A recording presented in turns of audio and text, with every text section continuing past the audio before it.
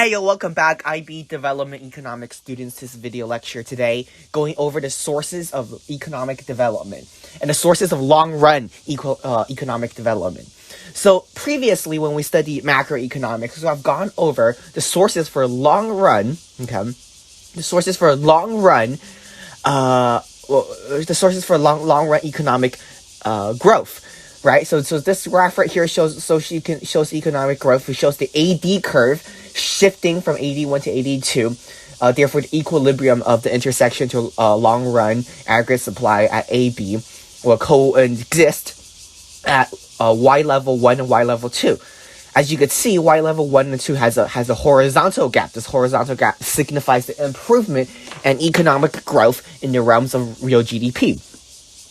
And we have also gone over the example and a very important concept that economic growth is necessary for economic development. However, economic growth is not always equal to economic development. So now that we have that done, why and what constitutes economic development? So we have talked about the factors of production. We have talked about the land, the labor, and capital. So basically, if land, labor, and capital increases, or if land, labor, and capital increases in their productivity, then we have what we call economic development. So I have broken it down into four factors. Okay, these four factors constitute and cause long-run economic development. So given that there is economic growth, given that real GDP is increasing, we also need these four factors in order for we to constitute the economy as being developing or developed. Okay, so the first one is land and natural factors. Now this comes and derives is a derivative from our factors of production of land. Okay, so what do I mean by land? For example, building upwards. Like Hong Kong, building upwards, taking advantage of architecture and building upwards, increasing more usable land. So taking advantage of usable land. Fertilization, improved technology. What do I mean by this? Farmers are more effective and more productive if they have better fertilization material. Therefore, the productivity and the usefulness of land increases. Better agricultural factors. Just think of India versus America. A corn farmer in America may have 10 times the productivity of a corn farmer in India. Why is that? Is it because corn farmers in America are better? No, it's because corn farmers in America have better technology, more productive agricultural factors. Therefore, a corn farmer in India perhaps doesn't have to have the fertilization or the technology or the education that an American corn farmer would have. Therefore, the natural factors are not being able to be exploited to the maximum ability. Now, human capital. What do I mean by human capital? Perhaps governments could look to increase immigration and increase skilled labor, like what Australia is doing with its permanent residency, attracting skilled labor to its country. However, many of the developing economies have overburden of skilled labor. So what could we do? We perhaps could increase job training and improve education for the existing workforce. Another example of human capital is improving health and improving education. Right? It's very important that the people working in your fields are not dying at dirty.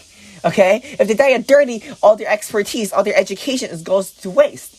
I know this is very, perhaps a very labor and merit-centric view of human capital, but it is true that if people die at 30 or die at 40, then we have a lot of lost opportunities. So human capital is imperative for the development of the economy. So perhaps we could increase the quantity of labor, or perhaps we could increase the quality of labor through education and through health. Now, another thing, capital and technology. What do I mean by capital and technology?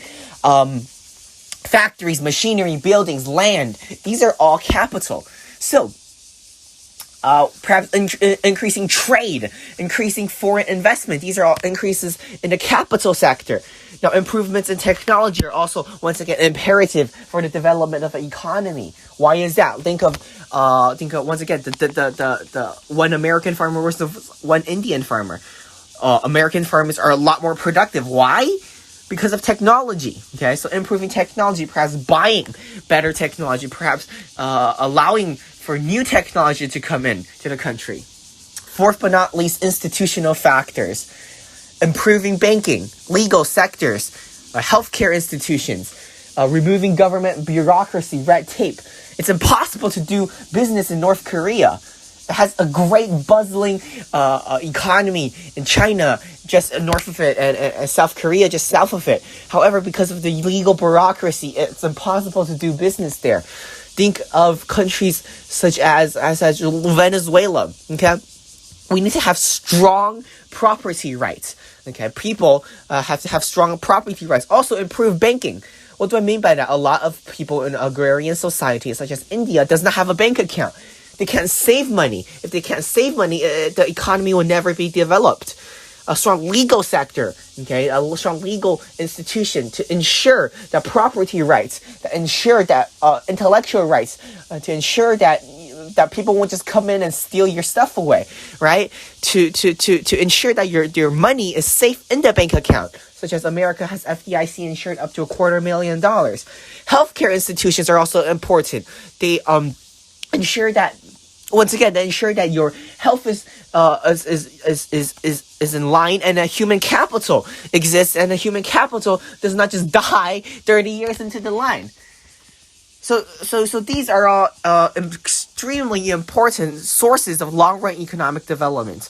So it is not just economic growth of shifting the AD curve from AD1 to AD2, but it is also looking at the factors of production and improving the quality and quantity of the factors of production that will lead to long-run economic development. So I do hope this video is helpful. In our next video, we're going to be talking about the benefits of trade and development.